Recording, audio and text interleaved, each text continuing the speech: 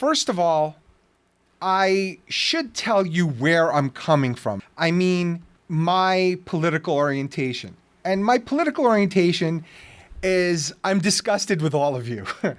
I'm really annoyed. The thing that annoys me most is, by the way, this is going to be a lot like Festivus, and this is my airing of grievances. So I cannot, for the life of me, understand a rabid dedication to either party. I am deeply confused by all of you. I cannot look at Trump and take him seriously, and the people who take him seriously can't take them seriously. And I also cannot look at Democrats who are so rabidly pro-party and pro-Biden, pro-whatever. I think your brains have been scrambled. And I am hoping, I am praying that there's a chance we can de-scramble the situation. Just so you know who I was supporting before all of this. There were two people that I liked in this campaign, and not really for their policies. I liked them because they were operating on a plane of reality that I could somewhat relate to. And those two people were Tulsi Gabbard and Andrew Yang. And I liked them each for very different reasons. First, I'll talk about Tulsi. Now, I came very close to working for Tulsi's campaign, just as a matter of disclosure. I was in touch with their campaign. And the idea was I would advise her on two things: innovation policy, which is my background, also healthcare. I wrote a book on healthcare, which you can listen to the podcast series I have out on how to do universal healthcare properly. And it's a 6-part series. I highly recommend it.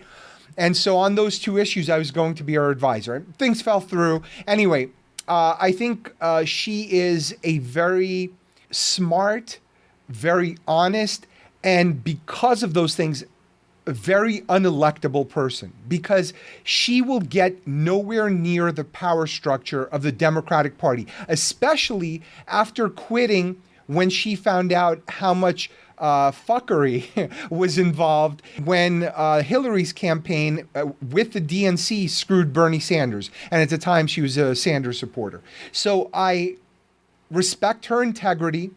I respect that she's willing to say things that others are not willing to say. And I respect that she had the balls to go up against the establishment.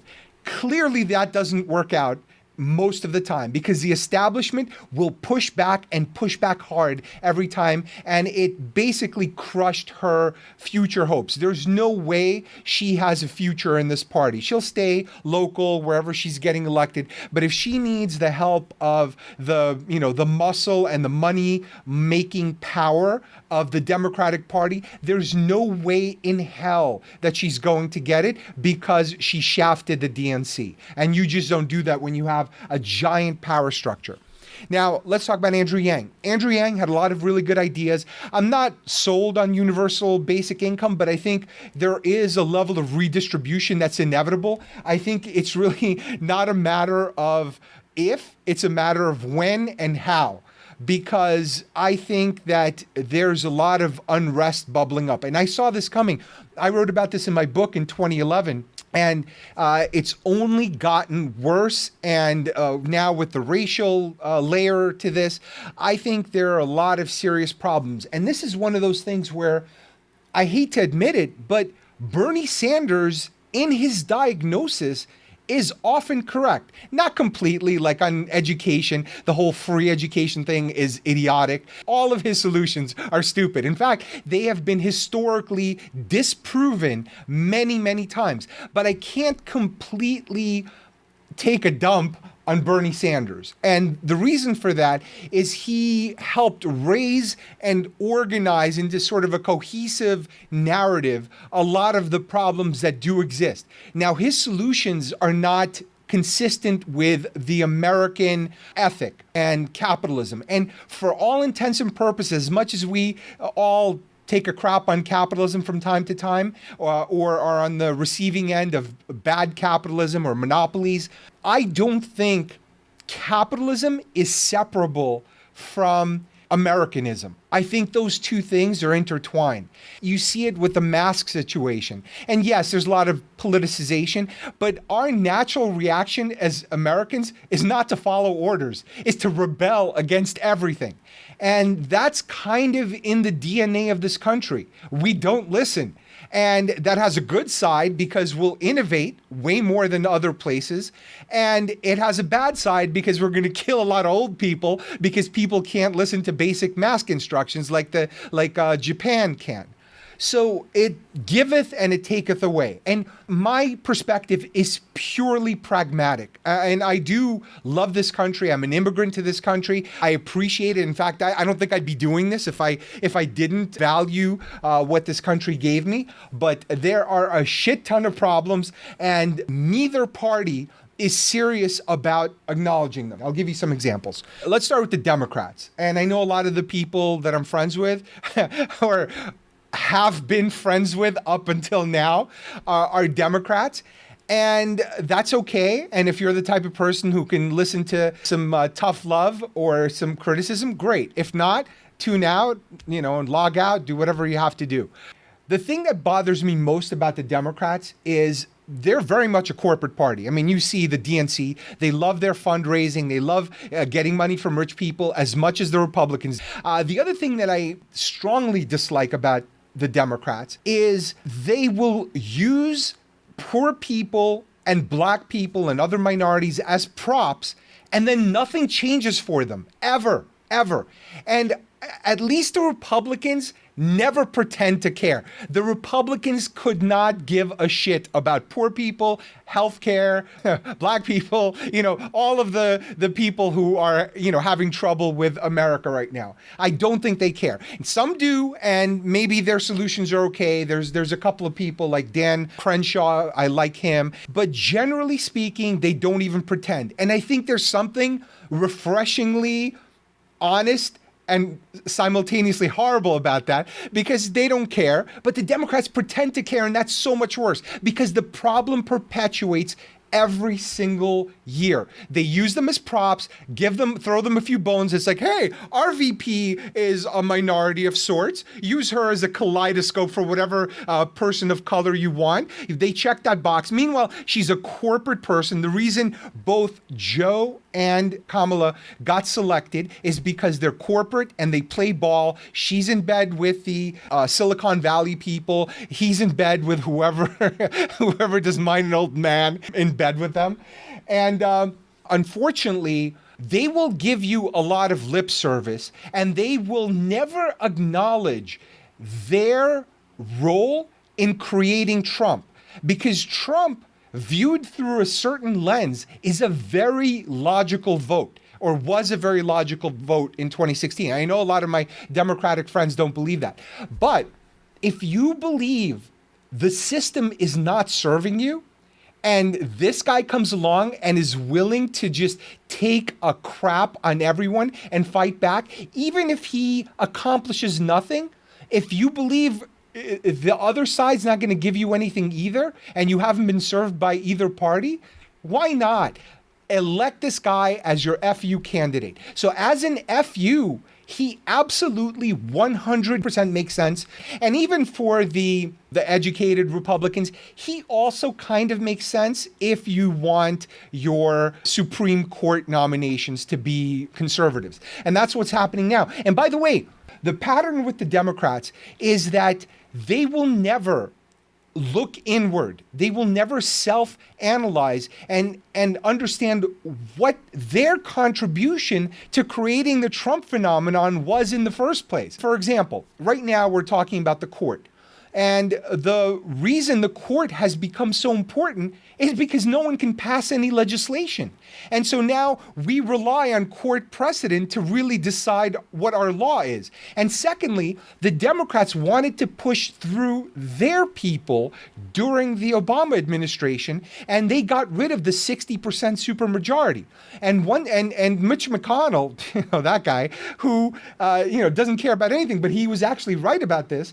He said, listen, this is going to come back and bite them in the ass. And guess what? It's coming back to bite them in the ass because now Trump has a third court nomination during his first term because he does not have to subject himself and his nominee to the 60% supermajority that the Democrats got rid of. So listen, a little accountability, a little bit of self-assessment, and a little bit of understanding why people are pissed off and what your role in this problem was. And now let's get to Trump. First of all, if I see you posting something about, oh, he's a fascist, just know I think you're an idiot. And I'm sorry, if you're tuning out right now, great, I don't care. Because my grandfather died fighting the Nazis. I think I can tell the difference between fascism and a guy who basically has authoritarian tendencies, but really doesn't have the power or the organization or the philosophy to actually be an authoritarian. So in a way, he's kind of performing a service. He's showing us where all of our weaknesses are. Now it's up to us to close up those gaps if we want to, if we can, as a country. I grew up knowing about Trump. I used to listen to him on Howard Stern's show. This guy was a bullshitter of the first order. He wanted you to think he was rich, that he was having sex with all these hot women, that he owned all this stuff. He was just a braggart and a guy who has this emptiness that needs to be filled but can never be filled because he's trying to impress a dad that's no longer alive. And so he's an egotist. He's many things. He might be a kleptocrat. He might be an egotist. He might be vapid. He might be completely disinterested in policy. All of those things are true. But the minute I see you throwing fascist around, I know you're an idiot. Media is complicit in a lot of this. They're complicit in a lot of our divisions. They're complicit in a lot of the problems in this country and social media, because look, at the end of the day, these guys, there's way too many channels, there's way too many websites, and they're all struggling to get you to click. And they know the more aggravated you are, sort of like I am right now, the more you're going to click. And if you're watching or listening to or reading a particular slice of media, and most media skews left just because of, self-selection, the kind of person who chooses that career is going to be more liberal-minded than someone who chooses business or something else. So a lot of these channels, especially the big mainstream ones, have corporate interests. Just like all corporations, they want policies that are favorable to them, and they want politicians who are favorable to them. They donate to politicians, they feature politicians, they give advantages to certain politicians who they think will benefit them. And if you're watching or listening to only left-wing media, you're never going to hear about Hunter Biden stories. And by the way, the guy had no skills whatsoever. He was making millions and millions of dollars off Ukrainians as an influence peddler. Fine, that might not affect your thoughts about Joe Biden, but it's sketchy at best. You're never going to hear that. You're not going to hear about the fires that were raging during the riots. So I remember the funniest thing I'd seen, and you can look up this clip, where I think it was a CNN reporter was literally standing in front of a burning police station behind him.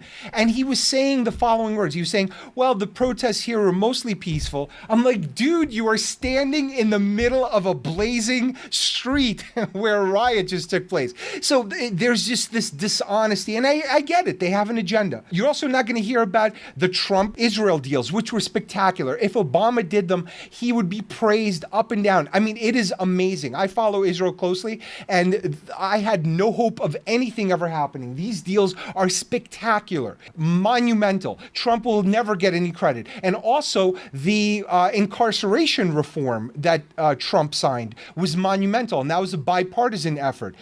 So that was, I think Cory Booker and Rand Paul worked together on that. You will never hear any praise of anything. And conversely, if you're only watching right-wing media like Fox or whatever, you're never going to hear about all of Trump's massive failures, his disinterest in policy, all the coronavirus screw-ups, the deaths, and all the other stuff that Trump does wrong, because they're in the business of, I guess, defending their guy. So you are getting horrible, partial information at best, but actually you're getting destructive information. And these are performative types of people. They are talking heads. I've been on these shows. When I wrote my first book, I went on a bunch of these shows, and you are expected to perform a role. It's just this fake combative atmosphere. No one wants to come to any kind of resolution. No one wants any kind of answers. They just want to have that, that bickering fight. Everyone does their talking head thing, and then nothing comes of it. So a perfect example of what media does. They had the town hall for Biden, and they had a town hall for Trump.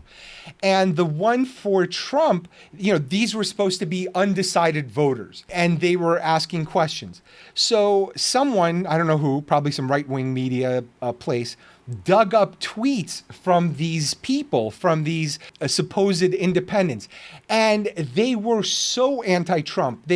One woman was volunteering for Kamala Harris. Another one was vocally anti-Trump, like disgusted with Trump. A lot of people are disgusted with Trump. And there are very many reasons to be dissatisfied with him. But if we can't keep it on a issue level and we make it personal, because at the end of the day, the personality stuff doesn't matter. It's what gets passed. And yes, there's an element of statesmanship, which is important. And maybe Biden gives us that. I don't know. This time I voted for the Libertarian, the guy who couldn't remember Aleppo.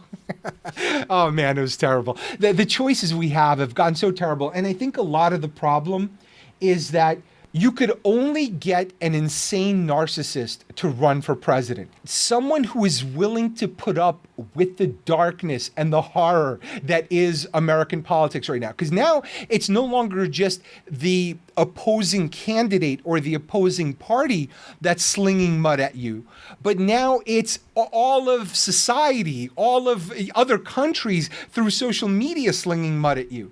And I don't know a single normal person who has other options who would subject themselves to that kind of insanity. I think that's the end of my monologue. And hopefully the unfriending has begun. At this point, my bar is pretty low. I just want sanity. I want someone who is processing the world in some logical way. I don't think that person is Trump, because I don't think he really cares about policy. I don't think he cares about the job. I think he was more shocked than anybody that he won. I don't know why he is giving up the opportunity to take a dump in golden toilets, which is what he was doing before he became president, to put up with all of this hatred and nonsense. He was covered in porn stars and strippers. He was the man. He was on TV. He was enjoying his adulation. He was in a bunch of rap songs. Now he's still in a bunch of rap songs, but all the rappers hate him. I don't know why he wanted this shit. Biden has a tech policy. Okay, listen, I want to take both of these guys to Target, okay? And I want to see them work the self-checkout. And based on how they operate that self-checkout, I will evaluate their tech policies. And until then, I'm not too optimistic that either of these two have a vision for the future of this country. And make no mistake about it, tech is the future, and a lot of what we do will be dependent on technologies that we have no handle on, no control over, and neither party has answers. This requires a completely different level of auditing and understanding data. And even then, I'm not 100% sure we can regulate them properly because technology changes so fast. So how do you not stunt our growth technologically, but also not destroy society in the process? And that's a very delicate balance that I don't think the Republicans are thinking about it, and the way the Democrats are thinking about it are all wrong and backwards from another era. So I am really struggling here with both parties. And I know you guys are all, better, lesser of two evils, blah, blah, blah. Whatever, lesser of two evils. Enough of that. Give me somebody with a brain. Give me somebody who I can relate to their understanding of the world, who's operated Zoom on their own, who hasn't been hiding in their basement, who hasn't been trying to impress a dead daddy for I don't know how many years. Give me somebody normal. Why can't I have that? I want somebody normal.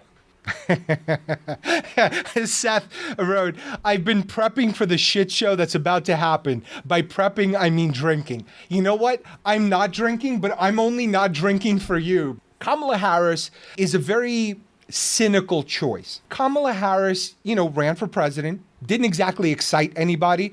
She got very, very low numbers, even in her own home state. And nothing wrong with the choice other than she's a perpetuation of the same kinds of policies that brought Donald Trump to our doorstep. The Democrats have no intention of doing campaign finance reform. Why would they? Hollywood raises billions of dollars for them. They want this level of corruption, and now they're getting better at it because the tech industry is on their side too. So she brings a strategic advantage in two ways. One, because of her ability to get money from the tech industry. And two, because she's a kaleidoscope of colors and she gives the Democrats a way to check a box cynically without ever addressing the underlying economic problems that they helped create and brought Trump into office. And for people who are like, oh, Kamala, I love you. What is wrong with you? You have no critical thinking left. Where is your critical thought? Does banging on the table actually create a problem here? Oh, wait, I've been watching only one thread. Marcy said, it's been the lesser of two evils since Reagan. There are people who are genuinely excited about Bernie. And honestly, Bernie is like Karl Marx to me. I agree with a lot of his analysis, but his solutions are atrocious. They go against human nature, and they certainly go against the wiring of how Americans behave and our DNA and our culture. And so to propose these things isn't wrong per se, but it's wrong for us, and it's wrong for the situation we have in hand. And it's also wrong in the sense that there is no clear path from here to there without destroying everything in their wake. Like healthcare is a perfect example. You just can't plop a new system and cut out all the existing players. There has to be a way to transition, and I came up with a way to do that in my podcast series and a forthcoming book. There was no thought given to that. Bernie's like, he'd rather pound it on his table, which is what I was doing, but and be right than figure out how to actually solve the problem. Anyway, I'm going to shut up and I'm going to go to the live stream. So first, overall impression. Joe held up better than I thought. I thought he was well prepared. There were times where he was playing too much defense. I mean, there's so many things that you can go after Trump on. And I think he tried in a couple of spots and he got a few zingers in. But overall, I think he should be playing a lot more offense than defense because Trump, there's no surprises. He plays dirty. He talks over everybody. He's a bully. He's a salesman. He's a car salesman. And he talks a lot of shit. He talks a lot of smack. So you kind of got to dish it back to him. And Joe did an okay job. I think he could improve on it. But Trump plays dirty, and that's his game. Okay, tax returns. The reality is Trump won without showing his tax returns. He has zero incentive to show his tax returns. That's never going to happen. It shouldn't even be a point of conversation at this point, because if he did it once, he'll do it again. Obviously, people don't care enough. And this revelation that he didn't pay taxes,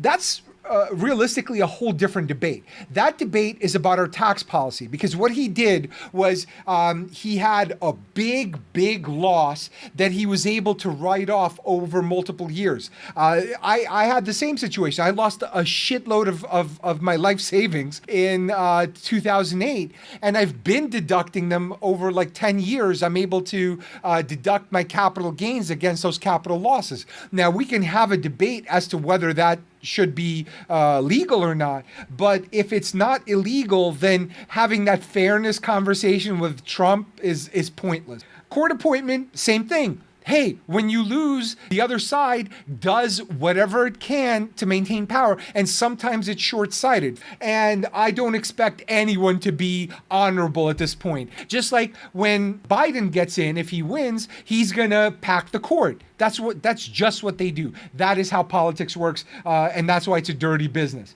Next, the racial training. I'm gonna do a whole episode on that.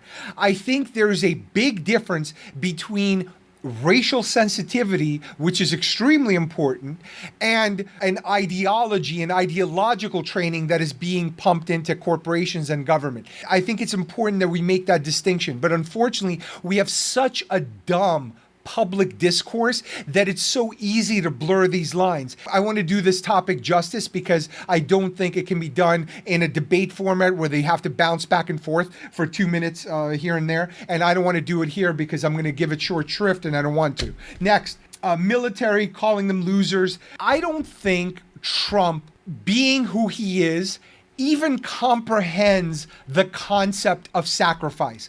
If you can't make money doing it, I don't think you could even explain it to him. How do you explain to a guy who's chased nothing but money, hot chicks, golden toilets, and God knows what else, like all these, physical possessions and accolades and celebrity endorsements and TV shows? How do you explain to a guy like that what sacrifice is, what service is? You cannot. It is not possible. So for him to even understand the military beyond giving some whatever platitudes that people have, helped him practice for his debates or whatever else, or wrote into his speeches, you just can't expect it, because that's not who he is. So if you think he's some, great patriot, you're delusional. He's just a rich guy who got out of service with bone spurs or whatever the excuse was, and he doesn't understand that concept. So that's why he can go after McCain viciously. That's why he can say whatever he said allegedly. Know who you're dealing with.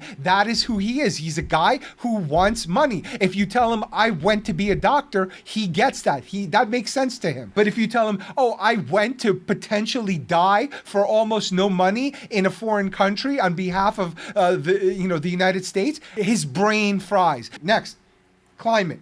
We have a lot of problems. There's problems on the Republican side, there's problems on Democrats. Republicans don't really care. They're for big business, corporations, blah, blah, blah. That's who pays their bills. Democrats have different people paying their bills. But the U.S. is approximately 15% of CO2 emissions.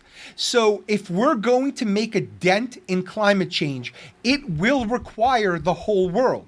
And we will need to create technologies and incentives for other countries to do it in order to go beyond that 15%. So anything we do ourselves is great, but we're taking an economic hit during that time, and potential, other than a jobs program, we're crippling our economy without other people committing to anything. The Paris Accord maybe is a good start because it got people at the same table, but the Paris Accord was toothless. No one committed to any hard numbers or CO2 emission numbers. None of the countries. Until that happens, it's very hard for us to affect climate. That doesn't mean we shouldn't try. We should absolutely try. But just keep in mind that we were not going to reverse anything by just doing it in the United States. We're 15% of the problem. And the Democrats have to do a better job. Now, Trump, in his own clumsy, awkward way, kind of hinted at what needs to be done. He wants clean air. He wants clean water. I mean, he doesn't really, maybe for himself, he wants a clean drink of water, but he's not going to, really actually do meaningful policy around it. But that's where the Democrats have been failing. People care about their families. People care about their environment. They care about their parks. They care about the water coming out of their faucets.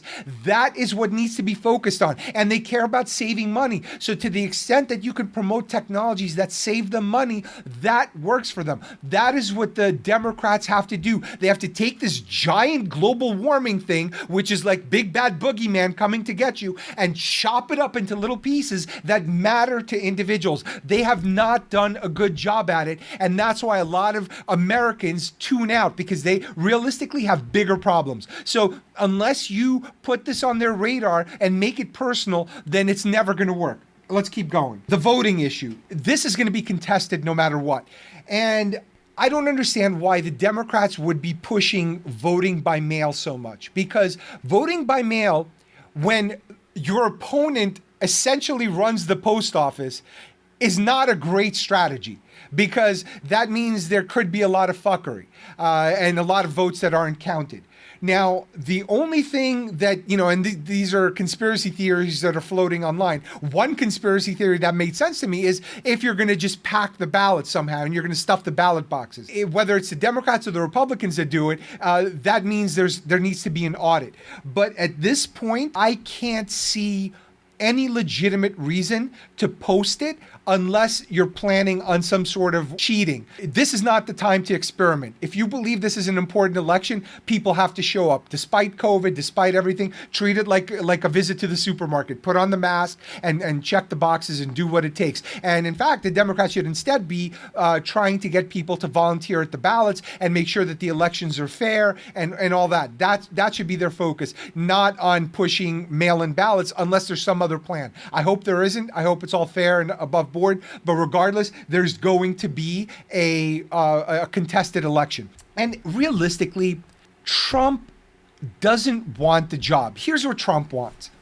Trump wants to be put out of his misery, but he also doesn't want to lose. You think he wants to be dealing with this? The guy, whatever it is, he's got a good life. He could go start, a network of some kind. And in fact, I think he would rather play president on TV than be president on TV. So I think the best compromise is the Democrats let him be president, but on a TV show. TV networks should agree to give Trump a president-themed TV show where he could run a reality show government where he continues to be president. Joe could be president and Trump could continue to run the country on this TV show.